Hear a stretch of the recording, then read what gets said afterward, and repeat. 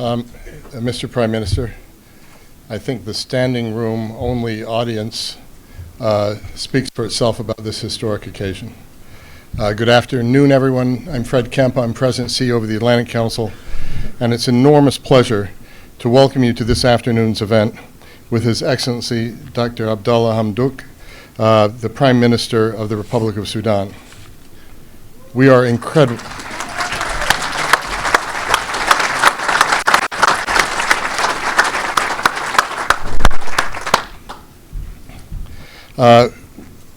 We were incredibly honored to have the Prime Minister as a special guest at our Global Citizen Awards in New York during the United Nations General Assembly, and we're delighted to have the privilege of hearing you speak today. Mr. Prime Minister, thank you for being here at an incredible moment in your country's history. After 30 years of autocratic rule, we find ourselves at what is truly an inflection point. For decades, Sudan held an unenviable notoriety among the pariah nations of the world, denounced as a haven for and sponsor of Islamist extremists and terrorists, including, for a time, the founder of Al-Qaeda, and a flagrant abuser of human rights of its own people. This spring, however, a youth-led uprising led to the ouster of longtime ruler Omar al-Bashir and installed a reform-minded, civilian-led transition government, bringing about a new dawn in Sudan's history. The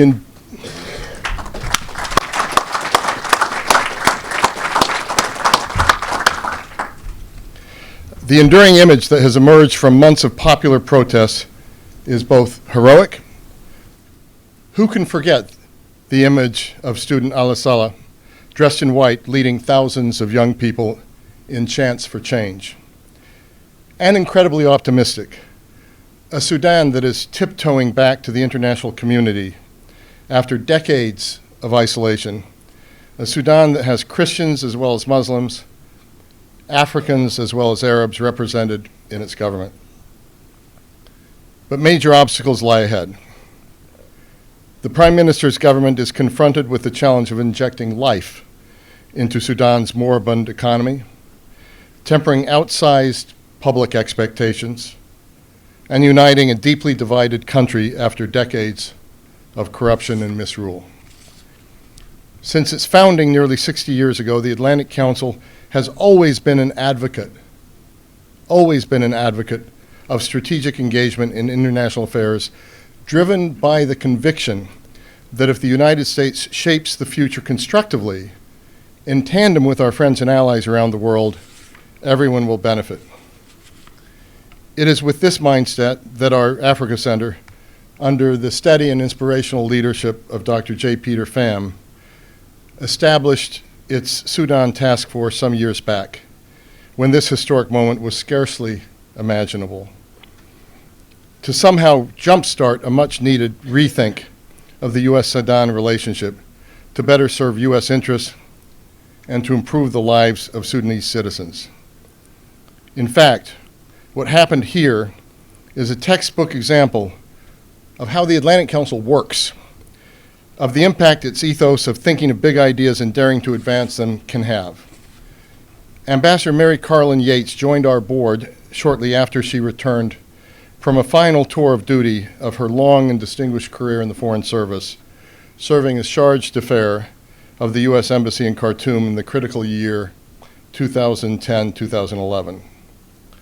Mary and Peter met over lunch, and both cognizant of the costs to both Sudan and the United States of more than 20 years of strained relations, and they decided to do something to break the impasse. I, as President and CEO, didn't know enough to say no to it. And so we decided that we really wanted to go forward and go forward boldly. In fact, without much of a plan of how we eventually would proceed, to say nothing of the resources of significant programming around Sudan, Mary and Peter traveled to Sudan, meeting with government officials, representatives of civil society, business leaders, and others. Never one to shy away from controversy, On their return, Peter wrote several op-eds calling not only for a reset of the bilateral relationship, but as you will be pleased to note, Mr. Prime Minister, given one of the issues you are raising during this visit, he also advocated for a lifting of Sudan's designation as a state sponsor of terrorism. Thanks to Mary and Peter, the Atlantic Council is proud to be well ahead of our peers in advocating for Sudan, and therefore particularly proud of this moment. We made a concerted Track 2 effort to normalize relations, organizing numerous trips to the Sudan, gathering some of the sharpest minds in Washington on U.S.-Sudan relations, and publishing several policy briefs outlining recommendations for the U.S. government's re-engagement. These efforts paid off with the Obama administration's temporary suspension during its last days of much of the sanctions regime against Sudan, and subsequently in President Trump's definitive lifting of the economic embargo in October of 2017. Ambassador Yates is not here, but I really want to send her a special thanks as she co-led task force efforts with Peter, and several people in this room I want to thank as well, without whom our work over the last 5 years would not have been possible. But I particularly want to call out Kelsey Lilly, who capably supported this work as an intern, program assistant, assistant director, and associate director of the Africa Center. One can almost say that her career was intertwined with what happened in this issue. And she co-authored the task force report with Ambassador Yates. Earlier this year, with Peter serving in a State Department role, the Africa Center was then fortunate to bring on as a senior fellow Cameron Hudson to take the reins of Sudan programming, and we're delighted he was here, familiar face to most in this room, from having worked on Sudan for many years, including serving as Chief of Staff to the U.S. Special Envoy for Sudan. I, for one, am thrilled to have him on board to continue our great work on Sudan and to support the forward progress as we can.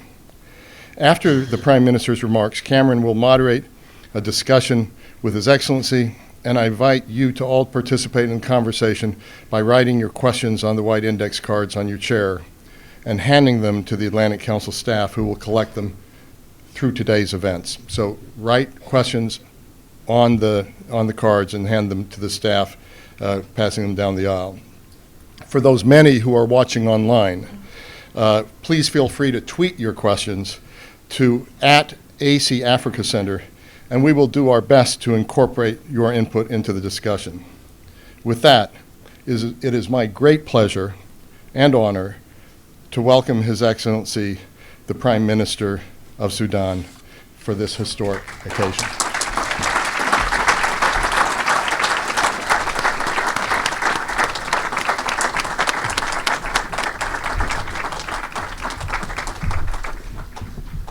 Thank you.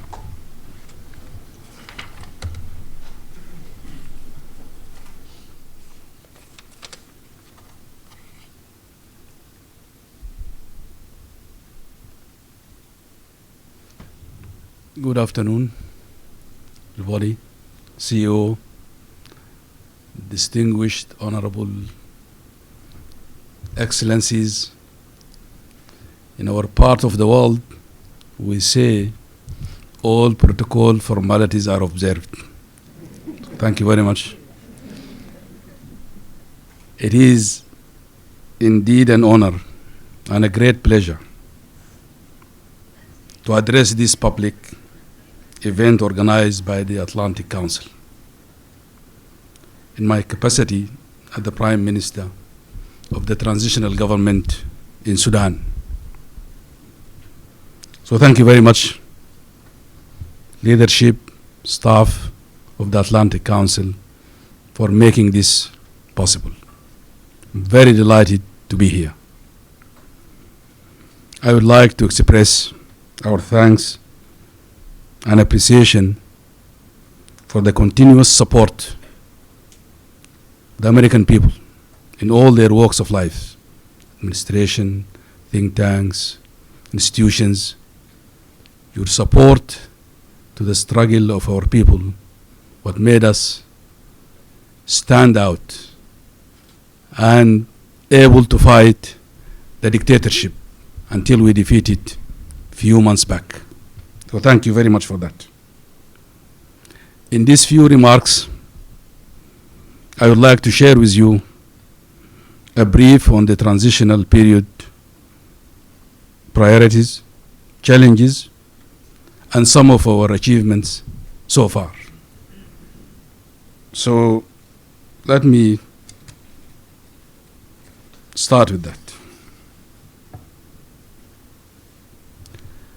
I am sure, are you hearing, is the microphone working well? Sure? Because I could hear the echo. Thank you. I'm sure you have followed what happened in Sudan over the last months, but certainly over the year.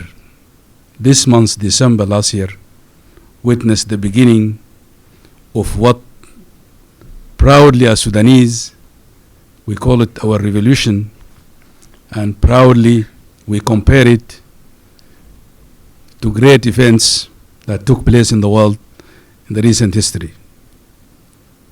We find it relevant and appropriate to compare it to the great French Revolution that changed the face of the world and brought us liberal democracy and all those. The changes that has taken place in Sudan are deeply rooted. It has engulfed the entire country. In Sudan, in the last 50 years, we had about 3 transitions. 1964, 1985. This time round is very different. Has engulfed the entire country.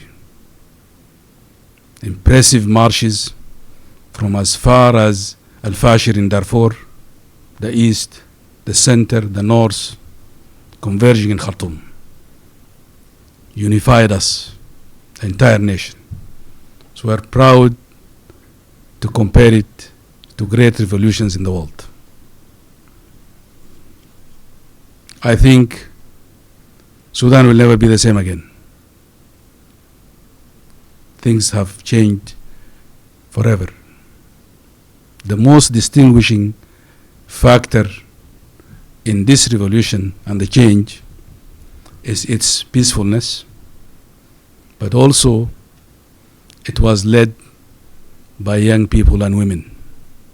Our women were in the front line leading this revolution.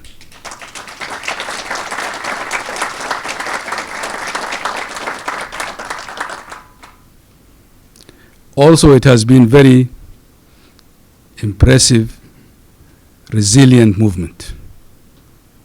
Every time we thought it's dying down, it surprised us with more vigor and more energy into it.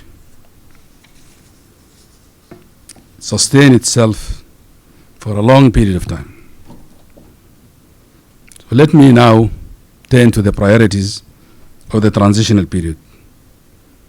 After a long and challenging process, we have established the structures of the transitional government, put in place a sovereign council, ministerial council, but also established the leadership of the legal system, having put in place Chief Justice and Attorney General.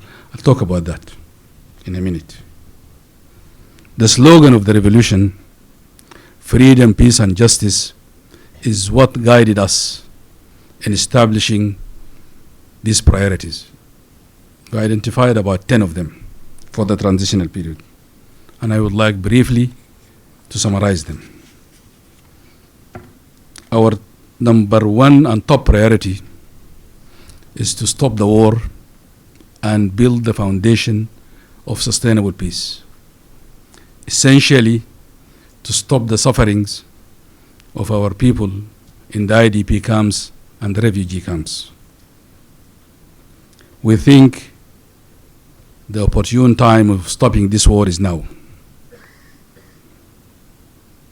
As you all know, the leadership and the armed groups played an important role in this change. And when we talk to them, We are not talking to the other, to the different, talking to our people, to ourselves. So there are no differences. We don't have any agenda, hidden or otherwise.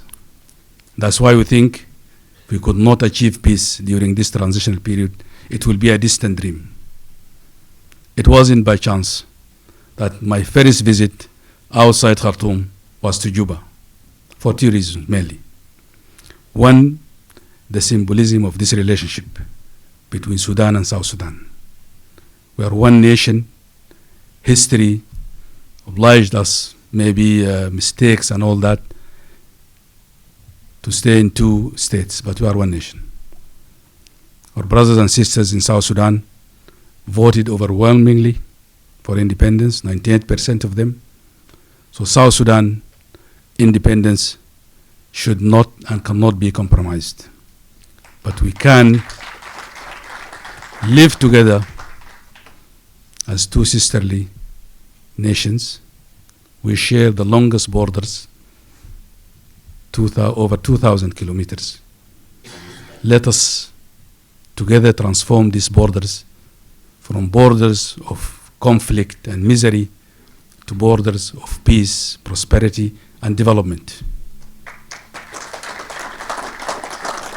To honor the legacy of our late hero, John Garang, who called this Al-Tamazuj belt. And we can think about this belt from Darfur. It's a small town in our borders in Central Africa, to Al-Kurmuk in Ethiopia.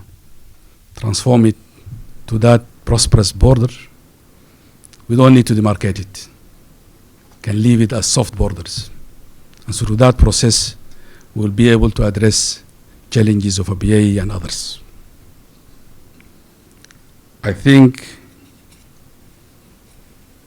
also visiting Juba gave us an opportunity to meet with the leadership of the armed groups, the Sudan Revolutionary Forces, SRF, and SPLM North.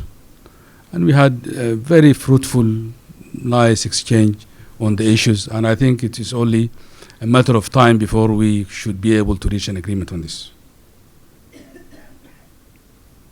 I also visited the IDP camps in Al-Fashir, 2 or 3 of them. But the most vivid memory I took with me from Zamzam camp, the IDP camp, not only the huge crowd that came to meet us, but it is the first time in the history of those camps that they have witnessed or seen somebody from the central government come to see them. It was a very moving moment. But the climax of it was the first speaker was a woman who took the floor and delivered the first speech, articulated so well their interest, what their expectations about the transitional government, how do they see the peace process. After that, she was followed by 6 speakers. None of them spoke for more than 2 minutes. They all said, our sister articulated our issues, and we are very satisfied with what she said. I think that gave us the assurances. Our people in the IDP camps, with all the sufferings and the miseries they went through, it taught them, educated them, and made them strong enough to be able to say, from now onwards, we know what is good for ourselves, and nobody can dictate on us anything. This is very liberating. Then we acted on a number of issues. We gave unfettered access, humanitarian access, to the affected areas, whether cross-line from the country or cross borders from anywhere in the world. Our second priority is addressing the economic crisis and reviving our national economy. You know so well, we inherited an economy that it's calling it bankrupt economy is the least characterization. Mounting debt in the tune of 60 billion, US dollars, rocketing prices, hardships and all that. But we are very determined also, relying on our people, resolve and determination. And with the support of our partners, we'll be able to move on with that. Third, reforming the structure of state institutions.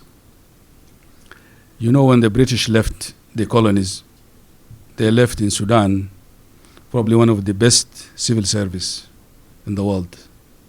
And it was like that, ticking like a clock. Has been destroyed. We need to rebuild it from scratch. Fourth, we strive to build solid foundations for the establishment of the rule of law, transparency, accountability, justice, and for that matter, transitional justice that is firmly linked to the peace process. We're not going to rest until and see that justice has been served on the accountability part of it to the best and the maximum satisfaction of the victims.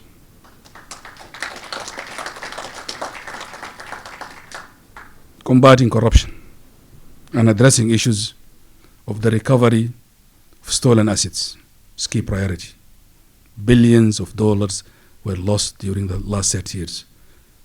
We will not rest until we recover it back in the interest of our people.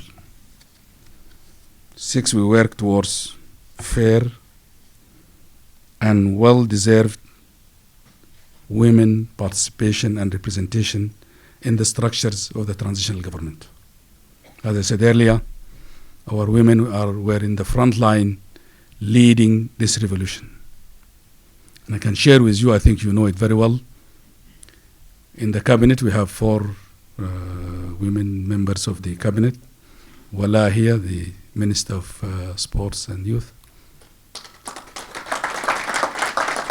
But also, we gave Sudan its first Foreign Affairs Minister. First Chief Justice is a woman. Very rare commodity in our region. In our Sovereign Council of 11 members, we have 2 women. One of them from our Coptic community. The symbolism of that, a very small Coptic community, but this is intended to address our diversity, our respect to it. Diversity, if managed well, can be a source of prosperity and strength.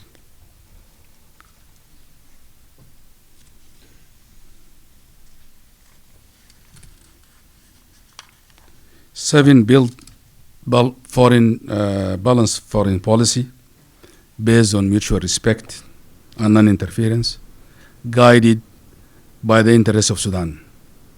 For 30 years, we had a foreign policy that has landed us all kind of ills in the world. You know them. 8, address youth unemployment and opportunities. And here, we would like to create an environment that would allow us to create an environment with give hope to our young generations, our talent. We don't want them to take this very dangerous journey across the Mediterranean. We want them to stay because losing them, we are losing our future. So we have to create that environment which create quality jobs, create an environment of respect to human rights, good governance, that would allow this young talent to see future in the country. 9, address social issues and priorities of focusing our resources on health, education, human development. No nation in the world has developed without seriously addressing the issue of building human resources. And the final priority for the transitional period is to hold a constitutional conference, which would allow the entire nation an opportunity to address its problems of identity, of politics and all that, and agree on a constitution. And then one of our major tasks to hold free and fair elections that will give the nation opportunity to choose freely their representative. These are briefly the priorities of the transitional period. I don't want to give an impression that everything is perfect, is well and good and all that. Far from that. Still have so many challenges, and just maybe I will briefly share with you some of these major challenges. One, the challenge of getting it right in the peace process. We have so many challenges here. Many armed groups, the danger of having parallel tracks of negotiations. There is also the challenge of having regional and international interest and interference in our affairs. But I think staying together, we'll be able to mount that. Second challenge is linked to the economy. The issue of subsidy, debt, and funding short-term requirement of the transition. Subsidy eats probably 30 to 40% of our budget. As I said, we have a mounting debt. All these are challenges of the transitional period. The challenge of building and reforming and restructuring state institutions, whether it is the security sector reform or public sector reform, these are all challenges we have to deal with. Of course, Ambassador Booth, as we've been saying over the last 2-3 days here in Washington, the elephant in the room is the issue of the delisting of Sudan from the state sponsoring terrorism. This issue has a lot of bearing on so many processes, not to mention the debt, investment, but also opening the country at large. So this is something, unless it is addressed, all these other processes will not take. Then lastly, the challenge of the political challenges of the transition. How to manage expectations. Our people have very high expectations about this change. So the ability to manage it. And here I think we take it on ourselves to be very open, frank, transparent with our people. We know that it's a legacy of 30 years. It cannot be resolved and addressed overnight. But we will be very open with that. And I think because we don't have any interest other than our people's interest, we should be able together to mount it. Then the challenge of inclusiveness and representation and all that, the challenge of establishing and creating a national project. I think for 30, 40, 50, 60 years, to be exact, 63 years, we failed, or let me be more positive, we did not succeed in creating a national project for our country. It's an opportunity now. Let us together work on creating that national project whereby we agree on how Sudan should be ruled and leave the issue of who should rule Sudan to the choices of our people.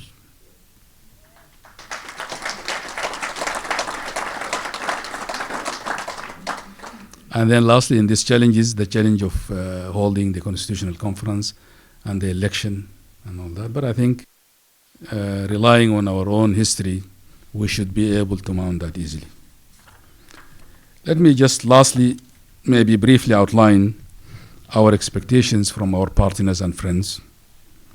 I think we would like to see partners and friends supporting peace talks, political and technical support to the peace process, and finance post-conflict development, work with us to mobilize development and humanitarian resources towards Sudan transitional priorities, advocate and support the removal of Sudan from the list of states sponsoring terrorism, and to support the Sudanese economy through investment, economic partnerships, and anti-corruption effort.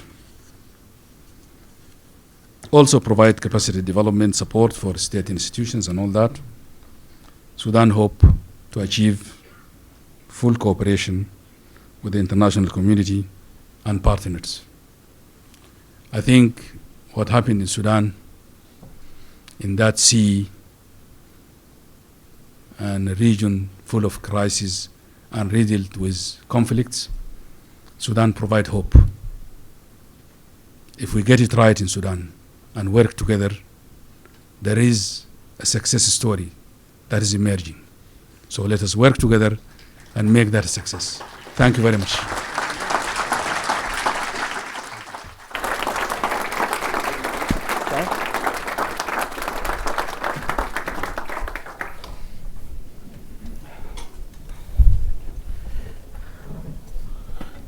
Some water.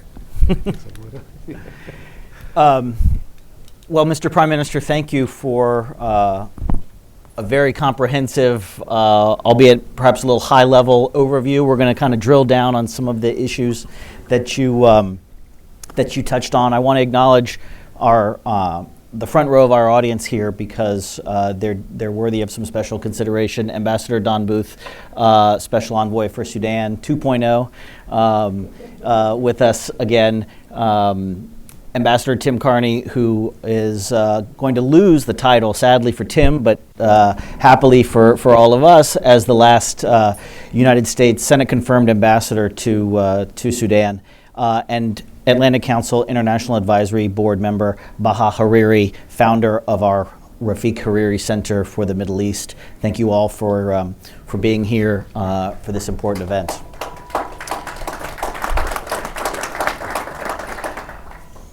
So there's not much excitement about your trip here, clearly, given the large attendance and raucous reception that you've received. And you've had a big week in Washington already. And so I want to talk a little bit about the historic nature of this visit and what it's achieved. But also, as you touched on earlier, how you manage the outsized expectations of your population who are now kind of free from 30 years of autocratic rule. You see the kind of unbridled enthusiasm that has released, and your presence here represents for them.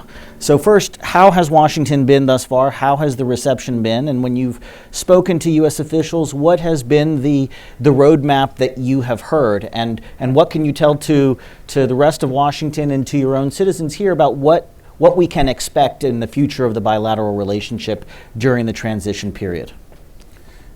Thank you very much, Cameron. And as I said, I'm very delighted to be here.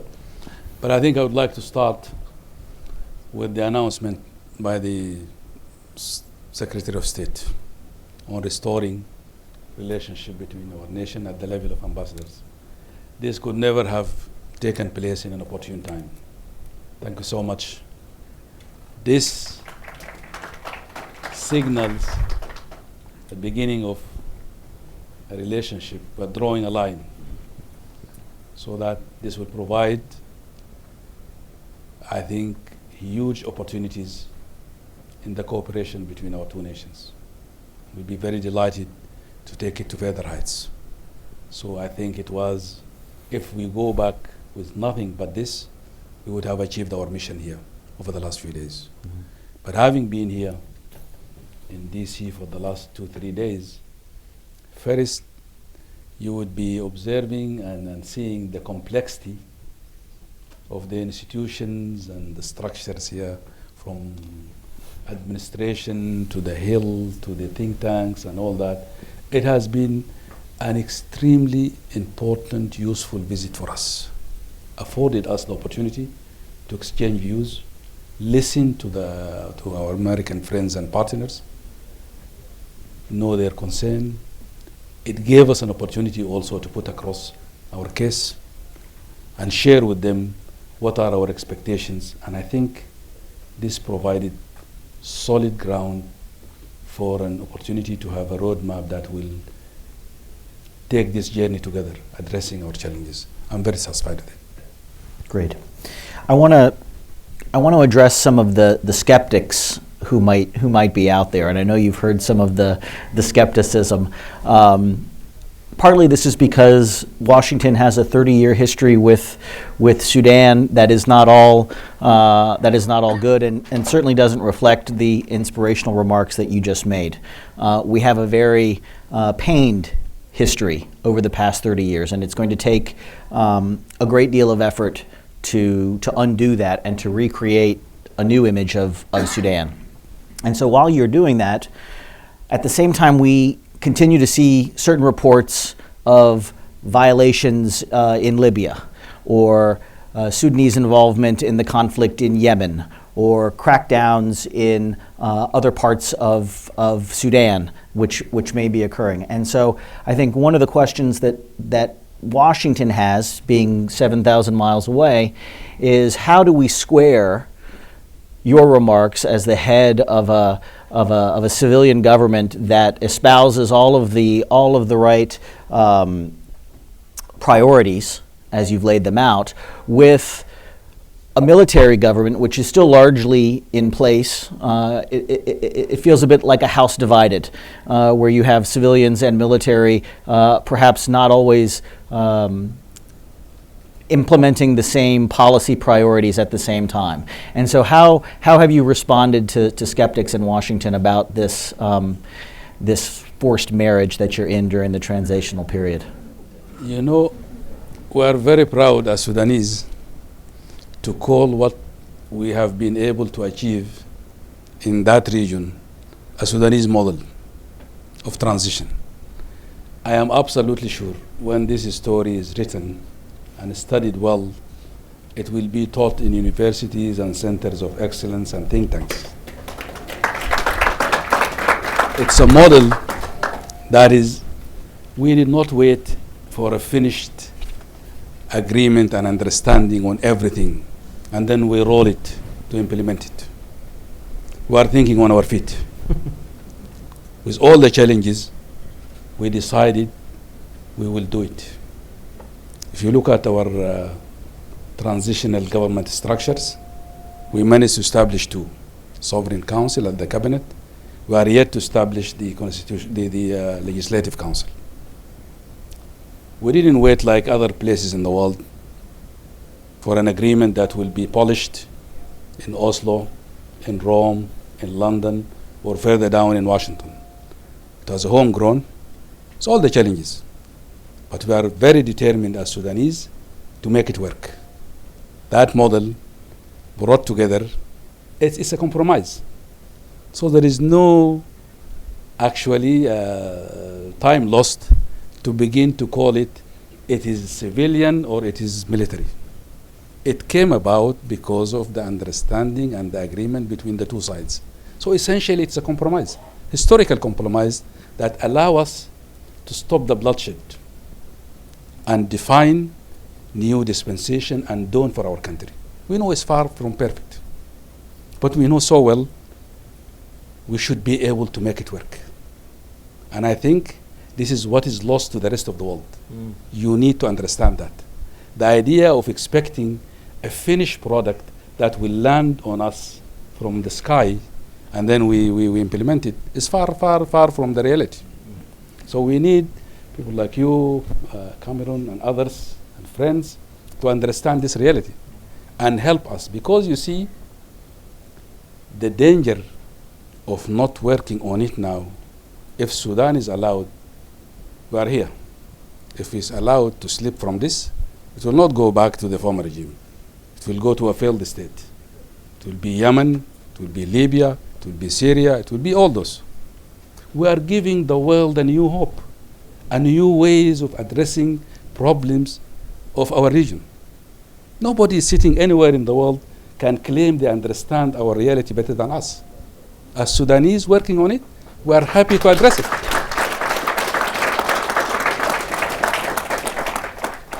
And I can assure you, with all the problems in the minds of people, this partnership is working. Okay, so I'm going to pin you down on that and explore that question a little bit. I'm glad you said that. Very happy. I'm glad you said that. Because again, in Washington, they look at not just the institutions, but they look at the individuals. And there are individuals, and there, well, it might be the wrong premise, but nonetheless, people look not just at the institutions, but at the individuals who occupy those institutions.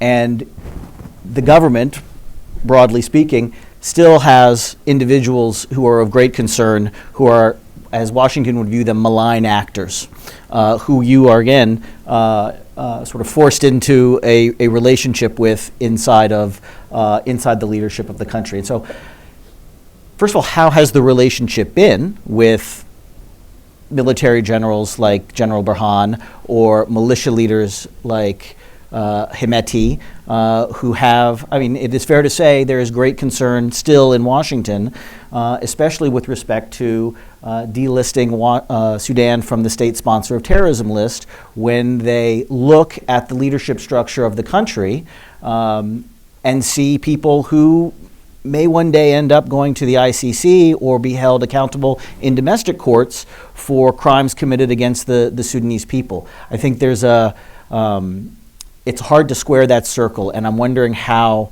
you do it. Can we be candid here? It's just us. Yes. The Atlantic Council started years back advocating for the delisting of Sudan. Yes. I don't know, did that happen in a democratic environment? It wasn't. So let us understand and appreciate the situation then was far worse than anything you could describe today. We're not saying it's perfect, but we're saying it's a step in the right direction. Let us help it. Work with us together. The risk of not acting is far much outweigh anything that acting on it. Okay.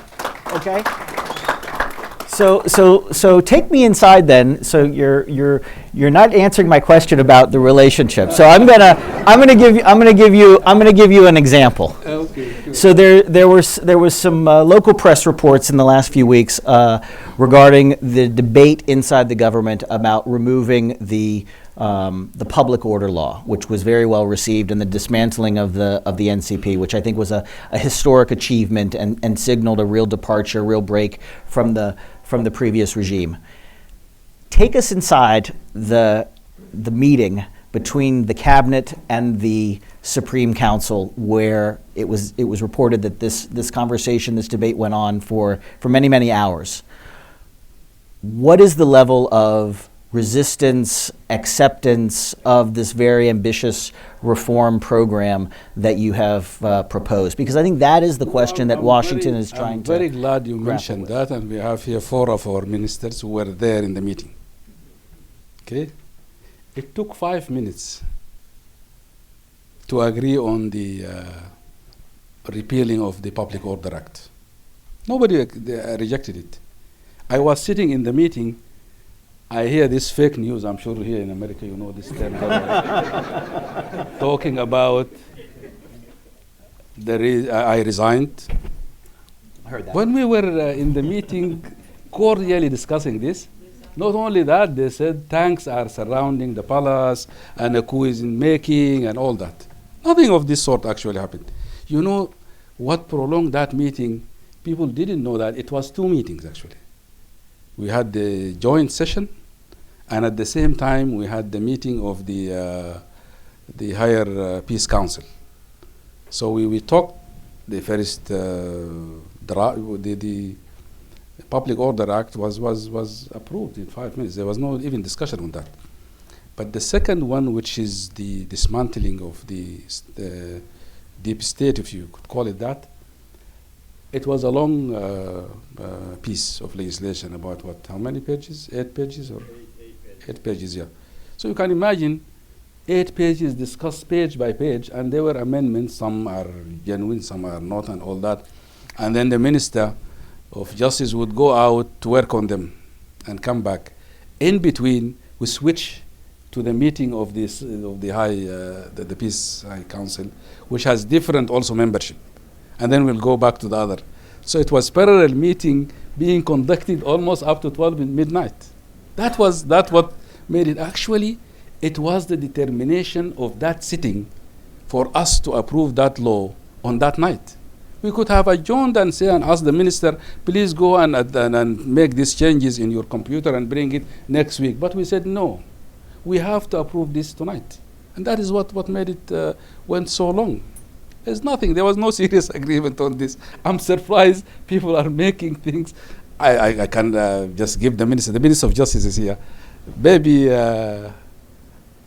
Nasruddin, you can share your reflection on this.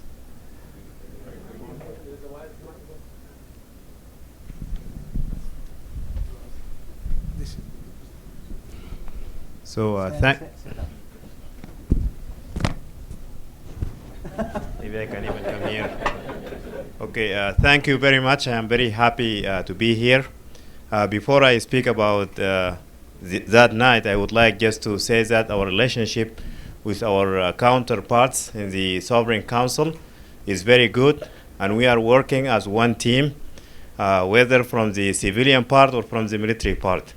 This is a very necessary partnership, and it will be an example, as the Prime Minister mentioned, of how to actually have a successful transitional period.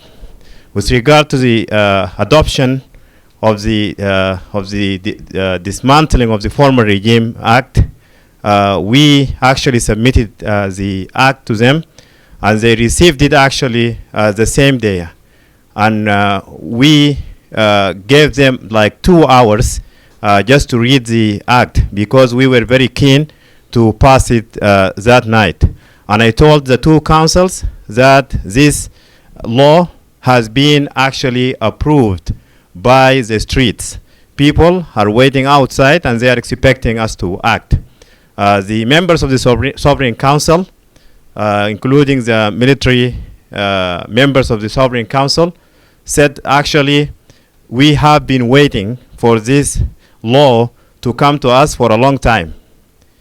And we are very happy that it is here, but we need some more time to read it. We had a 2-hour break. They went and they came back with very constructive comments and suggestions.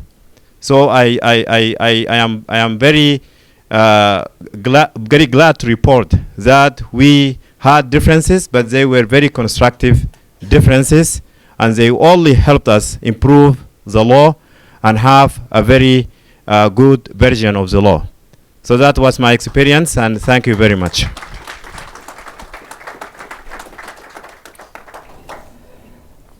So let me carry on in this line and perhaps move to a different example, because one of the priorities you mentioned multiple times in your remarks was the peace process. And again, from Washington, I think people are trying to discern where the leadership is on the peace process and what you think the prospects are for making peace with the armed movements in the near future. We have seen, frankly, military leaders more in the front of leading those talks in Juba, and maybe we're not seeing the role of the civilian government in those talks. But I'd like you to expand on your comments about the peace process and how you're sort of dividing the labor, as it were, between the military and your own colleagues on the civilian side of the House. No, thank you very much. This is a very good, excellent question. Actually, the peace architecture which we are looking at, you see there were a number of visits to Juba. General Hemeti went there twice. They gave us Juba Declaration and a few others. I went there myself and many others of our colleagues. The way we are looking at it, because in the past, peace negotiations were very much dominated by elite thinking. An agreement in Doha, agreement in Nivasha, agreement in Abuja, in Addis, in all these places. This time round, we would like to address the root causes of the conflict. And that is why we agreed that the approach to peace will be driven by 4 pillars, 4 thematic areas.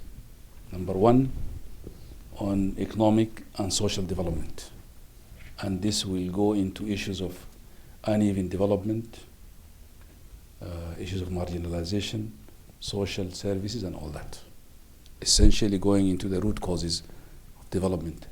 If you look at the Idp camps, the refugee camps, these are not problems. These are symptoms of a deeper problem that drove those people away from their places. The second theme is on the legal aspect of the peace process, which is addressing issues of justice, compensation, and legal structures of peace. The third area is on governance and political issues, addressing issues of governance, identity issues, and all that. And the fourth one, which is on the security arrangement, which is essentially addressing DDR, mobilization, but more than that, providing an opportunity for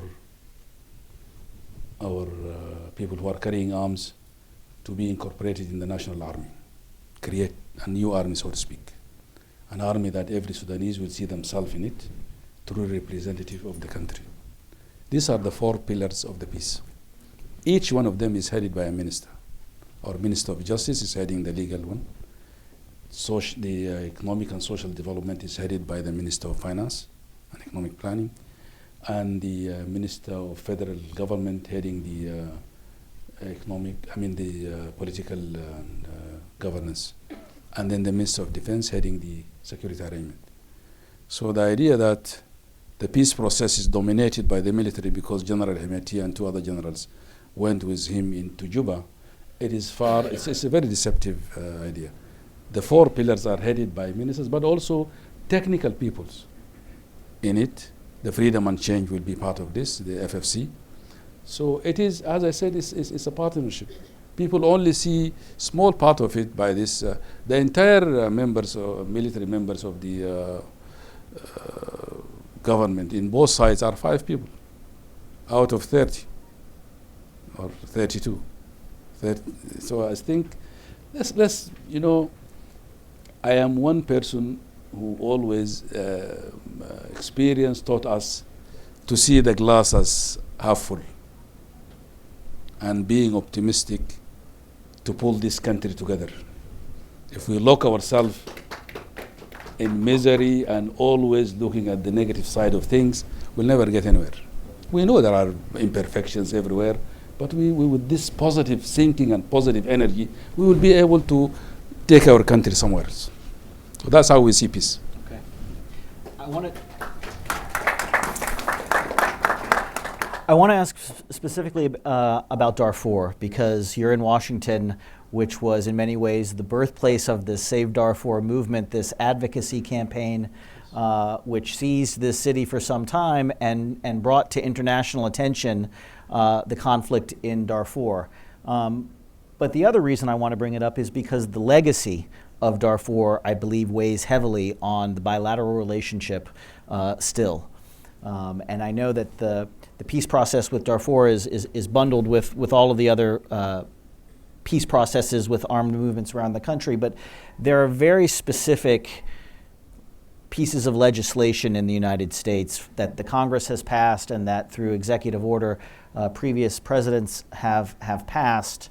And in fact, I was recently reminded that there are 30 American states which have individual sanctions on Sudan for actions related to the conflict in Darfur. And in some combination, there are a number of requirements across the federal, the congressional, and the state level which seek to, as you have suggested, create a credible and comprehensive peace with the people of Darfur, which you've elaborated on already. But secondly, calling for the disbandment or the integration of the militias responsible for carrying out those crimes. The third is a measure of justice and accountability for the people of Darfur who experience these crimes. And lastly is the safe return of the more than 1 million people who remain displaced.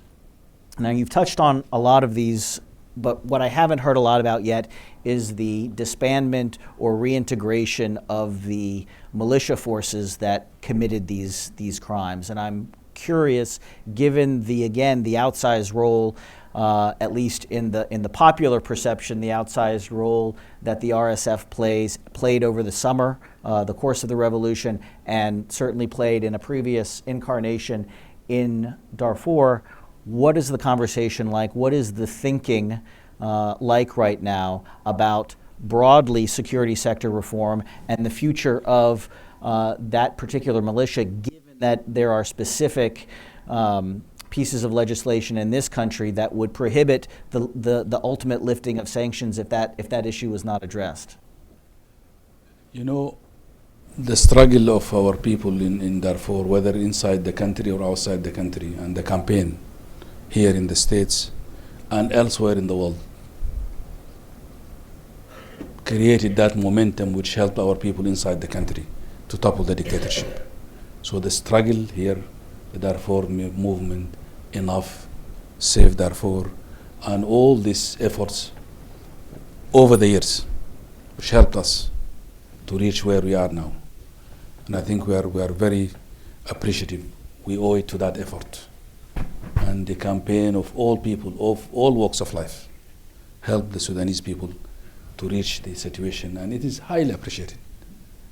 And there is no way we would have reached the current status without that support we enjoyed. I think moving forward, we will have to be able to restructure, reform our security sector. It is key. I said earlier, the one pillar of the peace is the security arrangement, which will look into the DDR and all that. But the most important part of it, we would like as Sudanese to create a new army with new culture, with new tradition, and with new orientation. An army that is truly national, like our orientation in the Constitution and all that. Religion, ethnicity, and all these things does not unify us. What unifies us is citizenship. And we want to create an army that is built on those foundations. And I think if we failed on that, then we failed Darfur people. Yeah. And I think what we would be doing, this would have to be guided, and I said it earlier, by the aspirations and the interest of the victims in the IDP camps and in the refugee camps. They will guide us. And do you have a plan for soliciting their input or engaging in a more structured way with them? Absolutely. What I didn't say in link to the pillars, we are designing a process that will go to all these camps and the refugees, solicit their views. Not only that, but also take their representatives to go to Juba and be part of the negotiations. So we're not going to go and have an elite pact somewhere and then come back with a finished product. They will be part of it, and they will have to be consulted on it.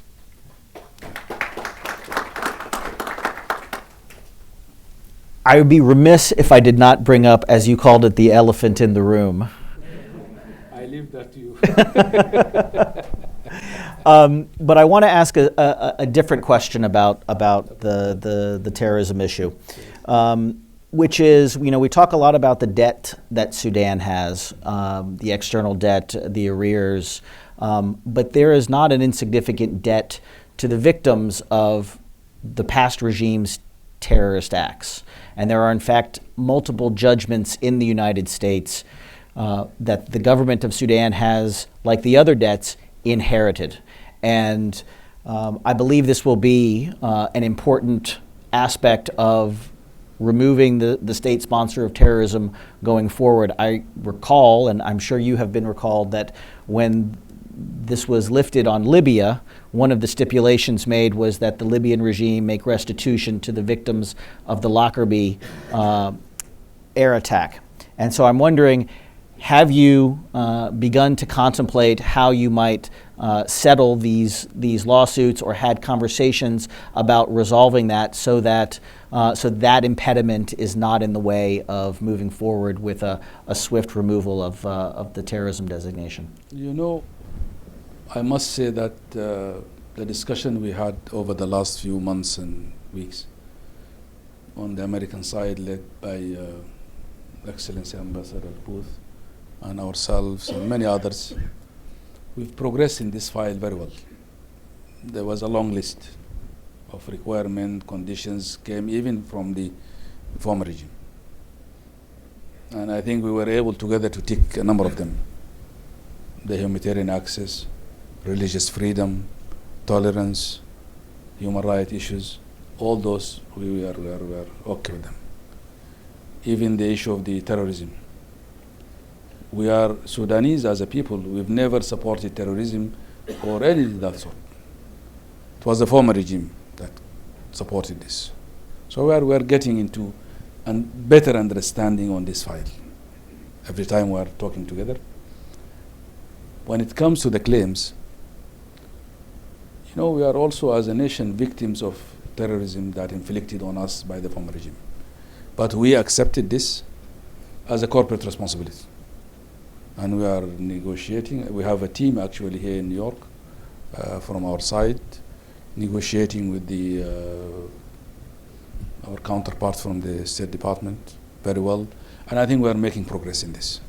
And we hope we will be able to reach a conclusion on that. We took full responsibility as corporate responsibility. So it's fair to say you're optimistic that this is moving in the right direction? I think so. Okay. It is. At least this is something we agree on. Yeah. Okay. So I have a list of questions from the audience, and I'm going to use the moderator's prerogative to amend and edit a few of them for length. But there is one here that I want to ask about, which is it's a provocative question about the reunification of Sudan and if that could ever be a potential. But I want to add to that, given your new role as chairman of Egad, not that you don't have enough on your plate already, but you have to now fix the region and not just your country. How do you see yourself playing a role, especially given the importance of South Sudan, as you mentioned in your remarks? So this feeds into the question of, do you ever anticipate or could you ever envision a reunification?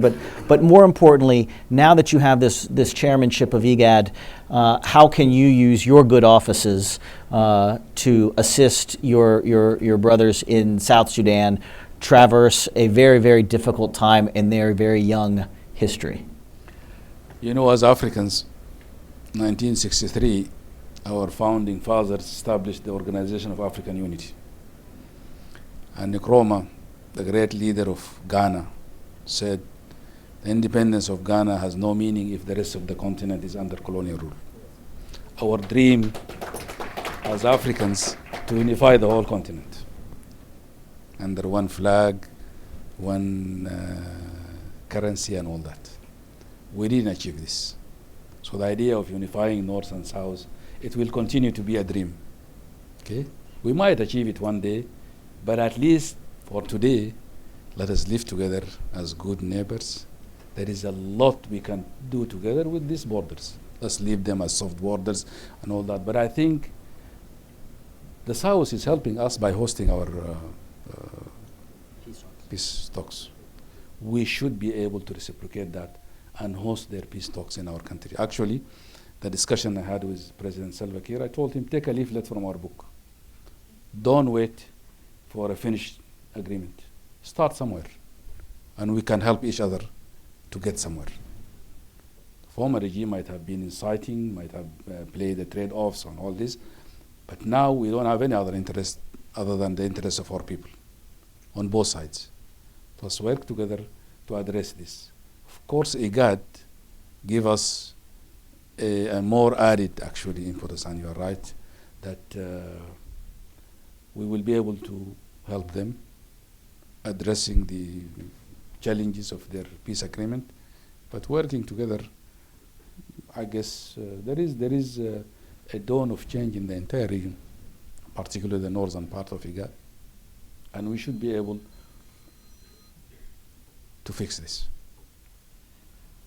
Another question from our audience is about Sudan's role in Yemen, and I would expand it to perhaps include other conflicts in the region. We cited Libya as another example. The question is, how much are you aware of the military or the militia's role in these conflicts, and is there anything that you hope or can do to curtail Sudan's perhaps malign regional actions? When it comes to Yemen and many other places, this is a legacy we inherited. I think the conflict in Yemen has no military solution, whether from us or from anywhere in the world. It has to be resolved through political means.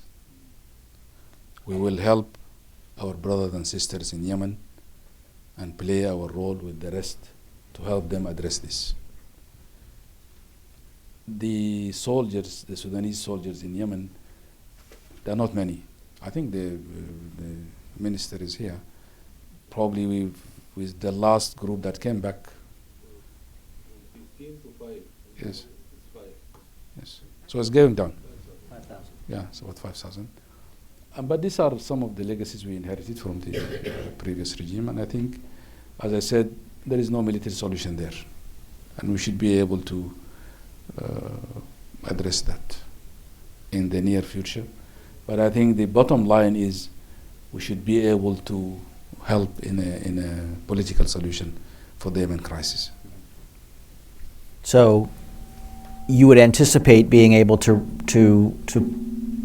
return Sudanese troops from the war in Yemen? Absolutely. Okay. I think this is the time for our last question. We're coming up on our stop time. And there's a question from the audience about capturing the assets of the previous regime and the fact that this is perhaps a very dangerous exercise, given that there are entrenched interests in the country who are still associated with that regime. How do you go about reclaiming stolen assets? How do you go about reclaiming the assets that are still under the control of powerful forces, the military, and others? There are two types of assets here. The assets that are inside the country. The law that was enacted a week ago will allow us. Actually, let us be frank here, we are not confiscating. There is no issue of confiscation. We are simply taking back what was belonged to the Sudanese people. And the law allowed whoever has a point or an issue with that to appeal. Convince the legal process that you earn this, whether it's a building or money in bank or any property, that you earn this legally and rightfully. We'll give it back to you. But all what we are doing, there's no nationalization here. It's just taking back assets that is belong to the Sudanese people and return to its rightful place. That is inside the country. Of course, the major battle will be recovering the assets outside the country, whether it's property or money stacked in banks and all that. The good news, I think the fight against terrorism did not leave room for hiding money. I'm very glad to recognize the presence of my brother and friend Raymond Baker, whom we worked together on under the leadership of President Thabo Mbeki on the issue of illicit finance from Africa. I think relying on that experience, we should be able to trace the money that was stolen from the country and bring it back. There are so many instruments that could be used. The stolen asset, the STAR initiative from the World Bank and from the UN and ADB would help us access this. And I guess there are so many experiences around the world in our region, we can rely on it to help us bring that resources back. The Nigerians and many others use this. And I think we will be able to address this. It might take a while, but we are confident this is resources of the Sudanese people. We need it to build the country and plow this money back in development, services, and all that. Well, Mr. Minister, I cannot think of a more ambitious agenda. I was scribbling down all of your priorities. 3 years does not seem like a long time to achieve what you have set out to achieve for your country and for your people. But I know that you have the enthusiastic support of certainly everyone here in this room. And in Washington, I think you've made many new friends for Sudan on your visit here this week. So I thank you for your time tonight, and I wish you Godspeed and good luck in your endeavors forward. Thank you. Thank you so much for having me. Let us work together. There is a success story in making. Let us work together and make it reality. Thank you so much. That's the headline. Thank you. Thank you.